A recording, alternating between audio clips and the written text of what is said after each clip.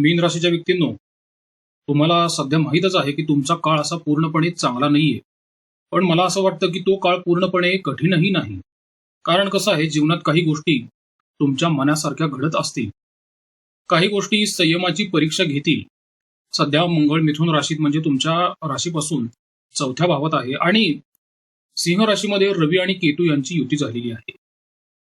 मग याचा परिणाम तुमच्या सध्याच्या वैयक्तिक दिनचर्येवरती कसा होईल? ठीक आहे, तुमचं मन तर अजून शांत नाहीयेच आहे आणि कारण नसताना चिडचिड होत आहे. लहान गोष्टींचा त्रास तुम्ही करून घेत आहात आणि घरात सगळे ठीक असूनही तुम्हाला एक कुठंतरी अनामिक भीती वाटत आहे. आता चतुर्थस्थ जो मंगळ आहे ना, त्याचा प्रभाव कसा असतो? घर, कुटुंब, मानसिक शांतता याच्यावरती तो नकारात्मकपणे परिणाम करतो आणि सतत काही ना काहीतरी विचार आणि भीती मनामध्ये तयार राहत असते. त्यामुळे ताण तयार होत आहे आणि काहींना घर बदलण्याचा विचार पण येतो आहे. काहींना वाहन बदलू वाटतंय, काहींना घरासंबंधी किंवा वाहनासंबंधी खर्चही करू वाटत आहेत, म्हणजे काही मेंटेनन्स वगैरे असेल त्या गोष्टी असतात.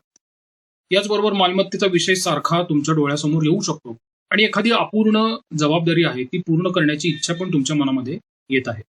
आता यामुळे काय झालेलं आहे, मानसिक थकवा तर सारखा येतो आहे. त्याचं कारण असं आहे की रवीची ही गोचरी आहे ती षष्ठम भावातून होत आहे आणि तिथं रवी आणि केतू यांची युती झाल्यामुळे काम तर संपतच नाहीये, पण सूर्यामुळे विरोधकांवरती विजय मिळवण्याची संधी तुम्हाला आता मिळत आहे. म्हणून हा काळ संघर्षाचा असला तरी मला वाटतं तो काही पराभवाचा नाहीये.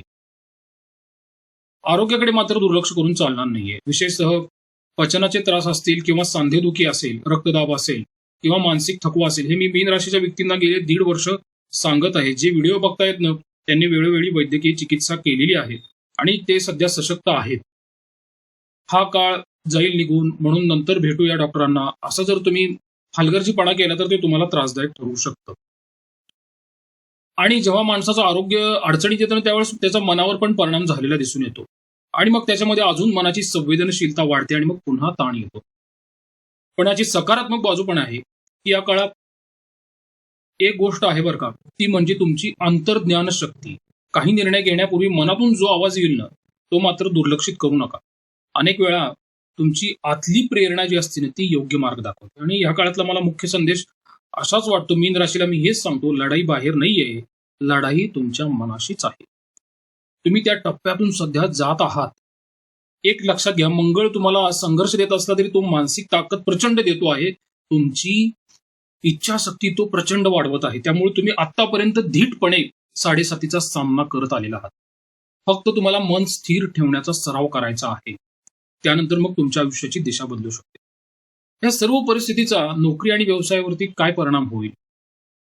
ठीक आहे, काळ तर मेहनतीचा आहे, पण त्याचबरोबर तो स्वतःला सिद्ध करण्याचाही आहे. कारण कसं होतं, रवी आणि केतू यांची युती जी झालेली आहे की नाही, ती युती तुम्हाला आरामातून बाहेर काढते आणि कष्ट करायला भाग पाडते. तुम्ही तुमचं स्वतःहूनच काम वाढवून घेताय, तुम्हाला ते लक्षात येत नाही. जबाबदाऱ्या तुम्ही स्वतःच वाढवून घेतलेल्या आहेत आणि नोकरी करणाऱ्या व्यक्तींसाठी पण सध्या असं वाटेल की मी खूप मेहनत करून माझ्या कामाची म्हणावी तशी दखल घेतली गेलेली नाही. तुमच्या ऑफिसच्या ठिकाणी, नोकरीच्या ठिकाणी इतरांच्या चुकांचा जो दोष आहे तो तुमच्यावर येऊ शकतो किंवा तुम्ही शांत स्वभावाचे किंवा गोड बोलणारे असल्यामुळे अधिक काम तुमच्यावर टाकलं जाऊ शकतं किंवा अपेक्षा तुमच्याकडूनच वाढतात. एक वास्तववादी उदाहरण जर आपण घेतलं ना, तर कार्यालयात 5 लोकांची टीम आहे. काम सर्वांना वाटून दिलेलं असतं. पण अखेर जबाबदारी जी आहे ना, ती तुमच्यावरच येते. कारण हे काम तुम्हीच व्यवस्थित कराल अशी तुमच्याबद्दल इमेज तयार झालेली आहे. ठीक आहे, सुरुवातीला याचा त्रास वाटेल, पण प्रतिमेमुळे पुढे संधीही मिळू शकतात. आणि तुमच्या ऑफिसचं जे राजकारण असतं ना, त्याच्यामध्ये एक महत्वाची सूचना आहे. या काळात प्रत्येक व्यक्ती तुमच्या हिताची असेल असं नाहीये. काही लोक समोर गोड बोलतील, पण मागे वळून तुमच्याबद्दल ते वाईटही बोलतील. पण त्याच्याकडे तुम्ही दुर्लक्ष करायचं आहे. आणि तुमच्याबद्दल रवी केतू युमुळे काय झालेलं आहे, बरेचसे गैरसमज नोकरीच्या ठिकाणी पसरलेले आहेत आणि व्यवसायाच्या ठिकाणी पण ती पसरलेली आहेत. बाहेर तुम्हाला नोकरीच्या संधी येतील, फक्त तेथील वातावरण बघून त्या संधी तुम्ही ऍक्सेप्ट करा. थोड्याफार पगाराचा फरक असू शकतो चांगला, पण त्याच्यामुळे तुम्ही नोकरी सोडणं किंवा बदलणं हे मात्र तुमच्यासाठी सध्या नुकसानीचं ठरेल. व्यवसायामध्ये काय होतं, उलाढाली वाढतील, मोठ्या प्रमाणावर वाढतील, पण अपेक्षित आर्थिक फायदा लवकर दिसणार नाहीये. फक्त काम वाढलं म्हणून आनंदी होऊ नये माणसाने. व्यवसायाच्या लोकांनी नफा वाढतो का हे तपासलं पाहिजे ना. आणि पार्टनरशिपमध्ये सुद्धा तुम्ही सावध राहिलं पाहिजे. हे मी गेली 1.5 वर्ष झालं तुम्हाला सांगतो. समोरच्या व्यक्तीच्या आश्वासनावर लगेच विश्वास ठेवायचा नाहीये. तुम्ही त्याचं डॉक्युमेंटेशन प्रॉपरली लेखी घेणं फार गरजेचं आहे. हा काळ काही पूर्णपणे वाईट नाहीये बरं का. पण मोठी गुंतवणूक करण्यापूर्वी जरा मार्केटचा अभ्यास तर केला पाहिजे ना. भावनेपेक्षा आकडे जास्त महत्वाचे असतात. आणि ह्या काळात विशेष काळजी काय की वरिष्ठांची तुम्ही संघर्ष टाळा. ऑफिसमधल्या राजकारणापासून दूर राहा आणि अपूर्ण माहितीवरती निर्णय घेऊ नका. भागीदारीत सर्व गोष्टी लेखी ठेवल्या पाहिजेत हे मी तुम्हाला फार आधीपासून सांगतोय, कारण की याचा त्रास पुढे शनी मार्गी झाल्यावर पण होऊ शकतो. आता 6व्या स्थानातील सूर्य एक गोष्ट नक्की करेल बरं का. तो विरोधक कोण आहेत तुमचे खरे ते दाखवून देईल आणि त्यांच्यावर मिळवण्याची ताकद तुम्हाला हा मंगळ देणार आहे. त्याच गोष्टीमुळे पुढे तुमची क्षमता जी आहे ना ती आता जगासमोर येईल. तुम्ही किती सक्षम आहात एखाद्या अडचणीतून मार्ग काढण्यासाठी हे पण मीन राशी बाबतीत समोर येणार आहे. तुम्ही जितकं स्वतःला कमकुवत समजत आहात तितकी तुम्ही नाही. तर ठीक आहे, काही लोक त्रास तुम्हाला देतच आहेत, काही गोष्टी उशिरा घडणारच आहेत, पण तुम्ही शांतपणे आणि सातत्याने पुढे जात राहणं गरजेचं आहे. त्यामुळे हा काळ तुमचा महत्वाचा टप्पा ठरणार आहे. कुटुंब, वैवाहिक जीवन, नातेसंबंध याचा विचार केल्यानंतर सुरुवातीला मी एक गोष्ट थोडक्यात सांगतो. सध्या तुम्ही कोणाला सुधारण्याची वेळ नाहीये. तो विषय तुम्ही देवावरती सोडून द्या. तुम्ही जर इतरांना 4 गोष्टी चांगल्या सांगत राहिल्या तर ऐकणाऱ्या व्यक्ती ज्या मनामध्ये तुमच्याबद्दल नकारात्मक विचार तयार होतील. त्यामुळे मला असं वाटतं की सल्ला तुम्ही द्या, पण योग्य वेळ, वातावरण बघून सल्ला द्यावा. तुम्ही जर रोज उठून कुटुंबातील व्यक्तींना काही सुधारणा सुचवत गेल्या तर दुरावाही वाढेल आणि वादही वाढत राहतील.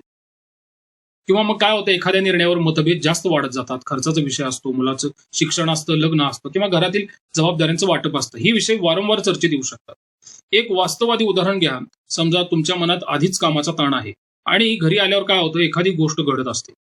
ते सामान्य वेळी तुम्ही ती दुर्लक्ष केली असावी, पण या काळात त्याच गोष्टीचा जास्त राग येऊ शकतो. नंतर काय होतं, मी एवढं बोलायला नको होतं असंही वाटू शकतं. आणि वैवाहिक जीवनाचा जर विचार केला ना तर विवाहित व्यक्तींसाठी नातं टिकून राहील, पण संवाद खूप महत्वाचा ठरेल. काही वेळा जोडीदाराला असं वाटू शकतं की तुम्ही काहीतरी मनात ठेवत आहात, लपवत आहात किंवा तुमचा त्रास तुम्ही जोडीदाराला सांगत नाही. कदाचित त्याला त्या गोष्टीमुळे टेन्शन येऊ शकतं. आता उदाहरणार्थ तुमचं झालेलं आर्थिक नुकसान तुम्ही तुमच्या जोडीदारापासून लपवून ठेवलेलं आहे. ते जर तुम्ही मोकळेपणाने सांगितलं तर तुमचाच भार हलका होईल आणि जोडीदार तुम्हाला समजून घेतील. यातून काय होतं, एक विश्वासपूर्ण नात्याचं बंधन तयार होत असतं आणि त्यातून तुमचं मनही हलकं होतं. प्रेमसंबंधांच्या बाबतीत जर विचार केला ना तर लक्षात घ्या, हा काळ नक्कीच वास्तव दाखवणारा आहे. जिथे फक्त आकर्षण होतं तिथे अंतर निर्माण होणारच आहे. जिथे खऱ्या भावना आहेत तिथे नातं अजून परिपक्व होणार आहे.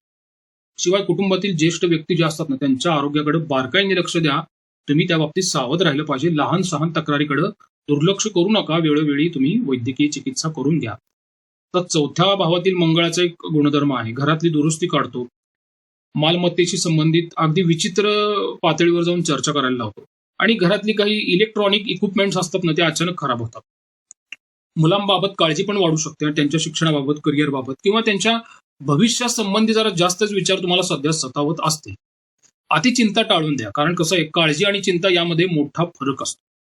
या काळात विशेष काळजी जर घ्यायची असेल तर मनात गोष्ट काही दाबून ठेवू नका. जोडीदाराशी संवाद वाढवा, घरातील वाद वाढवू देऊ नका आणि रागाच्या क्षणी निर्णय मात्र घ्यायचा नाही. ज्येष्ठांच्या आरोग्याकडे लक्ष द्यायचं हे मी तुम्हाला आधी सांगितलेलं आहे, पण हे मी अजून एकदा का सांगतोय, कारण की तशा काही घटना घडू शकतात.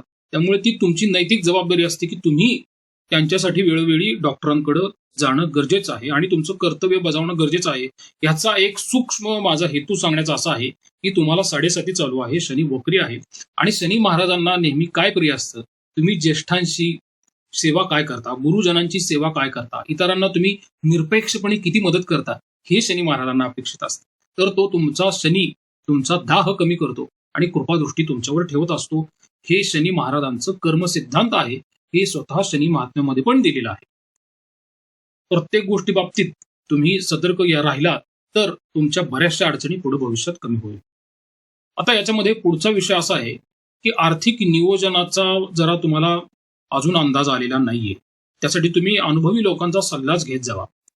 आणि नोकरी करणाऱ्या व्यक्तींसाठी पण कसं होतं, उत्पन्न स्थिर राहतं, पण काही ना अतिरिक्त काम किंवा नवीन जबाबदारी किंवा एखादा मोठा प्रोजेक्ट मिळून थोडाफार लाभ मिळू शकतो. तुम्हाला असं वाटेल की मी जितकं मेहनत करतोय ना तितका आर्थिक फायदा काही मला होतच नाहीये.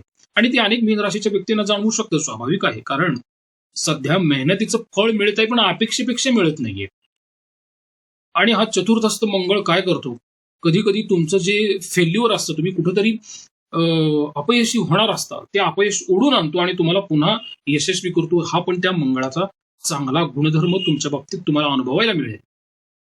प्रत्येक ग्रहाची चांगली आणि नकारात्मक दोन्हीही बाजू असते. तुम्ही फक्त नकारात्मक बाजूंचाच विचार करत बसता. कसं होतं, एखादी घरातली वस्तू बदलावी लागते असे वेळ येते, आपण ती वस्तू बदलल्यानंतर तुमचंच काही कामं सोपी होणार आहेत ना, हा पण तुम्ही विचार केला पाहिजे.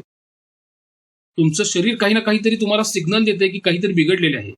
हे सिग्नल तुम्हाला अशा ग्रहांमुळेच मिळतात ना. तुम्ही वेळोवेळी डॉक्टरांकडे, तुम्हाला बुद्धी मिळाली पाहिजे डॉक्टरांकडे जाऊन चेकअप करण्याची. हे ग्रहांचे चांगले परिणाम आहेत. तुम्ही तशा पद्धतीनेच त्या ग्रहांचं चिंतन केलं पाहिजे. कर्ज आणि आर्थिक जबाबदारी बाबतीत पण मी सांगतो तुम्हाला स्पष्ट, सध्या कर्ज काढू नका.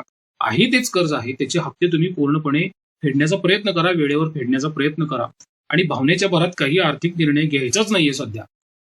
गुंतवणुकीच्या बाबतीत पण सांगतो, कोणतरी तुम्हाला लवकर श्रीमंत व्हा किंवा प्रलोभन दाखवतील दुप्पट तिप्पट पैशाचं, किंवा महिन्याला काहीतरी परतावा देतो असं काहीतरी सांगून तुमचे पैसे अडकून ठेवतील. आता तुम्हाला गेले 3.5-4 वर्ष 7.5 सुरू आहे, त्यात तुमचे पैसे अडकलेलेच आहेत आणि ते काही पूर्णपणे अजून मिळालेले नाहीये. ठीक आहे म्हणाले, त्यावेळेस आपली बुद्धी आपण घाण ठेवली होती. पण आता तरी तुम्हाला वेळ आहे. शनी महाराजांनी दुसरी संधी दिलेली आहे. तुमच्याकडे कॅश फ्लो वाढेल, पण तो वाढलेला कॅश फ्लो योग्य ठिकाणी, विश्वासार्ह ठिकाणी म्हणतो मी, गुंतवणं फार गरजेचं आहे. आणि मोठी खरेदी करण्यापूर्वी जरा एखाद्या आर्थिक सल्लागाराचा सल्ला घ्या तुम्ही. कारण की अजून आपल्याला पुढे 3.5 वर्ष ढकलायचे आहेत. सर्व कागदपत्र तपासून सही करा, नाहीतर नुकसान होईल. ते तुम्ही कसं आहे मला माहिती आहे, मीन राशीचा स्वभाव हा उदार असतो. उदार म्हणजे अगदी उदार. काही वेळ आली तर सगळं स्वतःच काढून देतील ते. पण उदारपणा मात्र ते दाखवणार. तर स्वभाव भोळा आहे म्हणून तर त्याला ते मासा हे त्याचं चिन्ह आहे. रिकाम्या भांड्यातून दुसऱ्याला पाणी पण देताल तुम्ही, इतकं तुमच्यामध्ये औदार्य असतं. लक्षात घ्या, मदत करा इतरांना, पण त्याच्यामध्ये थोडे प्रपंचाचे काही नियम असतात, ते पण लक्षात ठेवा. मदत करताना स्वतःला किती शक्य आहे, स्वतःच्या ऐपतीमध्ये प्रमाणे ती मदत करत जावा, म्हणजे नातंही तुटत नाही आणि मदत केल्याचं तुम्हाला थोडं पुण्य मिळतं. चांगले परिणाम मिळू शकतात. पण तुम्हाला सध्या भावना कमी ठेवल्या पाहिजेत, सातत्य जास्त ठेवलं पाहिजे. आणि विद्यार्थ्यांच्या बाबतीत पण काळ असाच आहे. सध्या तुम्हाला दिशा मिळत नाही अभ्यास करण्याची, तर ती दिशा मिळण्यासाठी तुम्ही अभ्यास करत राहिला पाहिजे. आता मी तुम्हाला एक गूढ सांगतो इथं, मला बाहेरून कुठं दिशा मिळत नाहीये असं तुम्हाला जाणवत असेल, पण अभ्यास करत करतच तुम्हाला ती दिशा सापडणार आहे. त्यामुळे तुमचे सध्या प्रामाणिकपणे एकच काम आहे की अभ्यास करत राहणं. तो करत करत तुम्हाला पुढची दिशा सापडणार आहे. मग तुम्ही कॉम्पिटेटिव्ह एक्झाम द्या, अजून कुठली स्पर्धा परीक्षा जी काही तुम्ही पाहिली असेल ती द्या, किंवा तुमच्या शालेय परीक्षा असतील त्या करत राहा. पण सध्या तुम्ही कर्म अभ्यासाचं करत राहणं फार गरजेचं आहे. मान्य करतो तुमचं एकाग्रता कमी पडते आहे, लक्ष कमी आहे अभ्यासामध्ये, या सर्व गोष्टीतून तुम्ही जात आहात, डायव्हर्ट झालेले आहात. पण त्या गोष्टी तुम्हाला झटकून देऊन अभ्यासावर लक्ष केंद्रित करायचं आहे, हे तुमच्यासाठी चॅलेंज आहे. आणि मंगळ चतुर्थ भावात आलाय, त्यामुळे मला आत्मविश्वास आहे की तुम्ही ते करू शकता. गोंधळ पण निघून जाईल आणि अभ्यासातला जी अस्पष्टता पण आहे ती पण निघून जाईल. पण अभ्यासातल्या अडचणी ह्या अभ्यास करूनच सुटणार आहेत. अभ्यासाच्या बाहेर राहून तुम्ही असं म्हणू नका की मला कोणी बाहेरून मार्गदर्शन मिळालेलं नाही. तर सध्या काम आहे ते करत राहणं. त्याच्यानंतर आरोग्याचं मी तुम्हाला सांगितलेलंच आहे, पण महत्वाचा मुद्दा असा आहे की उपासना कोणती केली पाहिजे आणि हे किती काळाचं भविष्य आहे. प्रत्येक जण मला व्हिडिओ खाली विचारत राहतं. प्रामुख्याने मी हे जे भविष्य सांगितलेलं आहे हे 23 दिवसांसाठी आहे तुमच्यासाठी. आजच्या तारखेपासून तुम्ही 23 दिवस लक्षात घ्या, कारण की त्यानंतर मग पुन्हा रवीचा पालट होऊन जाईल. पण वक्री शनीचा काळ राहणार आहे.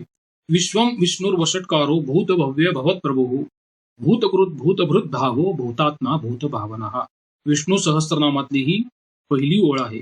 त्याचबरोबर वनमाली गदी शांखी शंखी चक्री चनंदकी श्रीमान नारायणो विष्णू वासुदेवो भिरक्षतो, ही विष्णू सहस्त्रनामातली शेवटची ओवी आहे.